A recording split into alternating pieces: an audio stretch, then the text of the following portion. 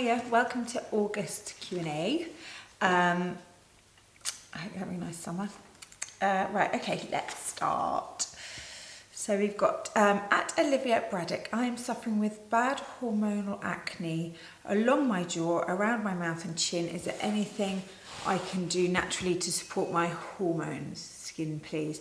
Okay, so you really want to support your liver with the removal, sort of getting the hormones out. So make sure you're eating lots of green food, make sure you're hydrating really well. You want it it's sort of like an angry situation. So think of anti-inflammatories, think of eating like lots of fresh fruit and vegetables, think of eating whole grains, and then things like turmeric are really good. Pineapple might be really good for you too. And then just make sure you're not putting anything that's like makes it worse. So try and use natural products on your skin. There's a really great brand called Aveda. Try to make sure you're flushing through, so lots of water as well. Jut MK. How to minimise symptoms of menopause through nutrition. Okay, so menopause and nutrition are really helpful to each other. So try to make sure you're not eating very much sugar. Try to really be strict on the sugar. The sugar is going to be, because it's not to do with eating just sugar, it's to do with your insulin response. So try to make sure that your sugar is really low. Make sure that you're getting exercise. Exercise is really crucial to helping. You basically want your body to be as efficient as possible. As it goes through the menopause, it can be less efficient at dealing with sugars and stuff. So you want to make sure you're getting a bit of exercise to help with that. Make sure you're eating whole grains, and again for the liver, make sure you're eating lots of greens. Make sure you're drinking lots of water. Try and stay away from wine as much as you can. And I know that's what everybody wants to do when they're going through this, but it doesn't really help the situation. And also actually I was thinking about herbs. So there are some really great herbs like black cohosh, Agnus castors. You can get some brilliant menopause tinctures. There's one from the organic pharmacy that I really like. And sages are brilliant. It's just amazing for hot flushes. At Sufi Mulan, I am 45 and I'm starting to get arthritis. Is there anything I can do with my nutrition to slow down the process and prepare for my olden days? Many thanks. Olden days are miles away. Yeah, there's loads you can do with nutrition for arthritis. So basically, arthritis is an inflammatory condition and it's angry. So you want to try and calm it down. Fish oil is crucial, or good fat oil like flaxseed oil. Omega-3s are really good because they help to take you down an anti-inflammatory pathway. You should also, and it's an amazing supplement called glucosamine and chondroitin, and you should take it daily. Depending which brand, depends how much you should take, but it is cumulative. So don't take it one day and forget the next. You have to take it every day, and it kicks in around 8 weeks. You should start to feel the benefits, but it really, even your doctor, we agree on this, that they would say to take glucosamine and chondroitin. So try that, but make sure you're eating a very anti-inflammatory heart diet, so low in sugars, alcohol, coffee, high in fresh fruit, veg, whole grains. At Eat with Etty, food to support an underactive thyroid gland. I had a viral infection last summer which led to hyperthyroidism. Metabolism was crazy fast, not fun. Then I became hypothyroid and have been taking hormones to balance things out, but would love a more natural way. Currently I'm taking selenium, zinc, ashwagandha, magnesium. Thank you so much. Okay, I'd love to know when you say hormone treatment, are you taking thyroxine? It would be good to have known that. But anyway, selenium's a great one. I think all the ones you're taking are really brilliant for your thyroid. I would also start thinking about sea vegetables. So you need to have a little bit of iodine. Your thyroid needs a bit of an iodine input. Not a lot. Even walking around by the sea will help, but it does need some. Things to be aware of, raw cruciferous vegetables like broccoli, cabbage are not great if you've got thyroid issues. So make sure they're steamed. They've got something called goitrogens in them, so make sure you steam them to get the goitrogens out. Soy, you should also, high quality soy is fine, but you should be quite be careful around that. Also, if you're trying to do it on a natural way, be really thoughtful about what you're putting on your body, what you're putting in your body. So things like xenoestrogens are in things like plastic bottles. They can be found in cosmetics, like creams and stuff. So try and get those all out, because they will disrupt your endocrine system as a whole. That's Candy Yeldman. My skin needs clearing. What can I do? Okay, so I don't know what it needs clearing cough, but I'm assuming that maybe you're getting breakouts. So you need to up the antioxidants, down the free radicals, up the hydration. So things like vitamin C, which you can get from berries, you can get it from any brightly coloured fruits. Beta carotene is brilliant. It's the vegetable salt form of vitamin A. It's fantastic. You need vitamin A for your good skin. You also need vitamin E. Vitamin E is quite tricky to get from foods. You can get it from brown rice and some nuts and seeds, or you can supplement it. And make sure you're drinking enough water. I mean, honestly, I can't tell you how many people I know have got bad skin, and then you just need to hydrate, because it literally comes and it flushes away and it keeps everything moving. So that would be it. It was also like try and work out where the bad skin's coming from. At Jacinta Faithful _, any ideas on supplements for hair loss due to stress? Well, the answer is in the question. Stress, where's the stress coming from? That is the first thing you need to work out. What's causing the stress? Is it going partying all night? Is it work? Is it kids? Is it because you're eating pizza and burgers every day? You know, find that out and see if you can resolve that first, or, you know, along with the idea of trying to help your hair. So supplements that do help hair loss are things like zinc and selenium. There's also an old school one which I really like, and I've said it before, it's Viviscal. I use it a lot in clinic with people. It really does help your hair. But as I said, you really need to think about the stress. Now, if you can't change the stress, which is often the case, I do understand that you can't just erase, you know, if stress is from work, you can't just leave your job because your hair's falling out. So perhaps, you know, try and help your body deal with the stress. So things like taking a really good B complex or some adrenal support would be really good. And then in turn that hopefully will help your body cope, and try some yoga or some meditation just to help you deal with the stress. Flow Brain, what about tooth problems on smoothie diet? Thanks in advance. Okay, I'm guessing that you're asking about tooth problems like acid on your teeth and sugar on your teeth rotting. The answer, both acid and sugar are quite typical of fruit type smoothies. So my advice would be to not use fruit, use veg. Use vegetables, use nuts and seeds are great in smoothies, oats are good in smoothies. Don't use fruit juice. You could use coconut water, you could use normal water, you could use coconut milk, almond milk. So just try and stay away from the sweets.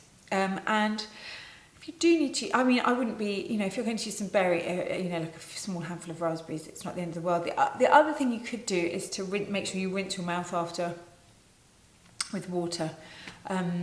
But yeah, fruit is the main, the main problem in those sort of, if you're worried about those things. At no reason, just because. I heard that expensive probiotics are a bit of a con, and we can get these just as easy from our food and nutrition. Your opinion and tips would be much appreciated, as I've been using Simprove at £80 for a 4-week course.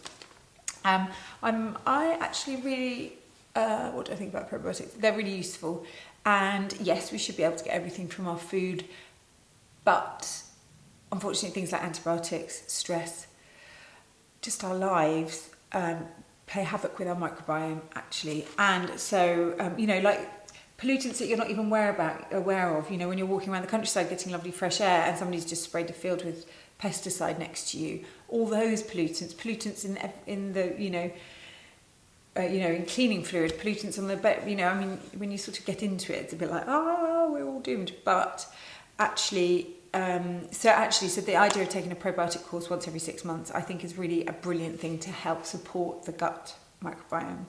Simprove is a really good brand. There are lots of really good brands out there. And I do feel usually with supplements, you get what you pay for. Okay, at Alexa _B Morin. Hi, Rosemary. I did a blood test because I'm gaining weight without really knowing why, and found out that I'm resistant to insulin. What can we do about that? Well, we can do lots of things about that. It's quite, it's also a sort of sign of, that you're going down the wrong route of metabolic problems. So it's good that it's really good you found that out. There are 2 simple rules to start with, and that is no snacking, no sugar. And I know the no sugar one is easy said than done, but the snacking one is easy to do. And actually I'll explain. So when your body stops listening to insulin, it means that your body doesn't process the food properly and the sugars properly, which means that they just tend to get stored. Insulin is there to bring the sugar into the cell and use it, and the problem is when it's not doing that, the sugar's floating around, and then it gets stored, basically, very simply. So if you eat your meal and then the insulin will rise up and hopefully it will deal with all the sugars, and then you don't eat and so the insulin level comes down, and then you eat at lunch, and then, you know, so if you're snacking all the time, your insulin's always up here, if that makes sense. So don't snack. And then try to reduce the sugar as much as you can, like really, really, you know, you're the person who's in charge of what goes in your mouth. Really, really battle that sugar craving, because it will pass, it will change, your taste buds will change, and you just got to do mind over matter and grin and bear it. And the other thing is exercise. Get out there, do some exercise. It doesn't have to be like HIIT classes. You can go for a half an hour walk a day, but you need to do that. Those are the 3 things that will help your insulin resistance, and they really will, but you have to just do it. At snowdog_33, do you enjoy avocados? Yeah, I love avocados. I'm aware of the problems with avocados. I think, you know, avocados have become the one-stop shop for like healthy fats and everything, and there are other sources that perhaps we should be looking at due to the sort of, you know, everybody's eating avocados, and suddenly there's a glut of people wanting avocados, and so the impact on growing avocados is quite heavy. From a nutrition point of view, they're fantastic. H. Smith, PhD. Hi there, 2 questions. 1, what are the benefits of reishi powder? I add a 1/4 teaspoon to my afternoon matcha latte. I was curious to know your thoughts. Okay, let's answer that one first. So medicinal mushrooms, I think, are, you know, they're a field of nutrition which is on the right, you know, is a really big interest. There's a lot of interest in it, and it's exciting. Like, they're really good at sort of balancing your body. They're kind of like adaptogenic. Balance your blood sugar levels, they'll help balance your energy levels, and they'll help modulate your immune, so it's, you know, so you're not, so it's sort of a bit calmer. Okay, and then the second question, 2, what evening bedtime supplements nutrition do you recommend for a middle-aged person, man, seeking to preserve and enhance vitality and an active lifestyle? Thank you. So my bedtime ones that I take at bed, really for sleep, which will help you in the day, is magnesium, is a big one, or a magnesium Epsom salt bath. Probiotic I would take at bedtime, because I think, you know, just means the gut bacteria can get on and do its thing, and I would do that a 30-day course, or it depends which course you're doing, but, you know, like a course of probiotics every 6 months. And then things like B vitamins and stuff, which are really good for your energy, I wouldn't take at night time, because you'll be like bouncing off the walls, so take those in the morning. But I think for at night time, those are really nice. What you want to achieve at night time is a good sleep, so that you're restored for the next day. So I hope that helps. Hi Cowley, as well as eating clean, do you use clean skincare? Also, what do you think is the correct portion size daily of healthy fats, avocados, nuts, seeds, olive oil? Thank you. I do try, actually. I have to say, I do try. My kids hate it, because I'm always coming back with new fandangled shampoos and conditioners that have got nothing in them, and obviously they want, you know, the really highly perfumed stuff. But yeah, I do. So in the house we use all different types. I'm all constantly trying different ones, also because they're really expensive. So, you know, and then cleaning products, we use a company called Method or eCover. I use a company called Orveda, which is a vegan skincare brand, and I love and I use a company called Dietary. I use a company called Romilly Wild. I use a company called Penny Francis Apothecary. I have a really lovely company called Ebo Beauty, which does skin oils. Then there is Aromatherapy Associates, is nice. You know, so there's loads and loads out. If you think your skin is the biggest organ you have, and if you're putting stuff on it, it's going in. Okay, and then the other thing, healthy fats. Okay, so I reckon half an avocado or equivalent of, and nuts, only a handful of nuts and seeds is great. Frederick Viaru, hi. What is your favourite summertime breakfast? Well, I guess at the moment I am really enjoying coconut yogurt, berries, and then I'll put on some sunflower seeds. That's kind of it, maybe some chia seeds. And I'm really enjoying that at the moment. It kind of really does it. Or I might put on some Primrose's Kitchen granola. That's delicious, and I'm very into that at the moment. Teddy M. Hi Rose, I've been using Oatly milk instead of cow's milk for years, though I gather it may lack many nutrients. Is there a better alternative excluding soy, almond and dairy milk, please? Hope all is well. Well, you could try coconut, hemp or pea milk. They're quite good, and they're coming up at the moment, so there's quite a lot. So you know when it's sort of getting more commonplace when you can find it in the supermarket. And hemp milk, I know you can. So you could try those. I like Oatly.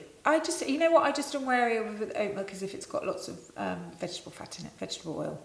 So just check that it is just what it says it is. At hallucinogen, I need to lose 150 pounds. What do I do? Right, well, that's, you need to, I think if you're doing a big weight loss plan, you need to have a proper plan in place. And I think that perhaps we should talk and then we could do a proper plan, because I think, you know, when you want to really make a life-changing difference to your weight, it needs to be managed correctly. You don't want to like start yo-yoing, or you need to take care of yourself, but slowly and steadily would be the key. Hannah Polly 40, how do you protect against leaky gut? I'm 46 with no obvious symptoms, just wanting to make sure it doesn't happen. Well, don't get stressed about it. Stress causes leak, can contribute to leaky gut.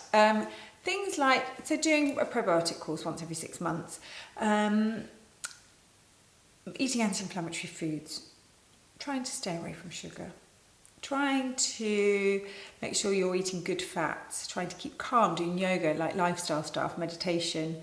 If you take a course of antibiotics, make sure you take a course of probiotics. And that's it really, you know, it's just common sense, that sort of thing. If you start feeling symptoms of it, it's really, you can get onto it straight away. If you start feeling signs of bloating and gas and, you know, but your bowel movement changes. But otherwise those would be things I'd say to do.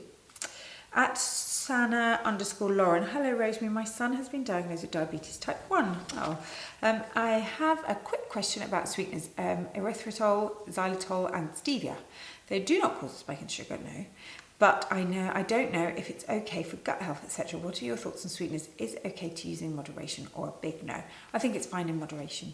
I think absolutely it's fine in moderation. Remember that actually the sweetness of stevia is much sweeter than sugar, and his taste buds will probably not be used to really sweet after not eating lots of sweets. So yeah.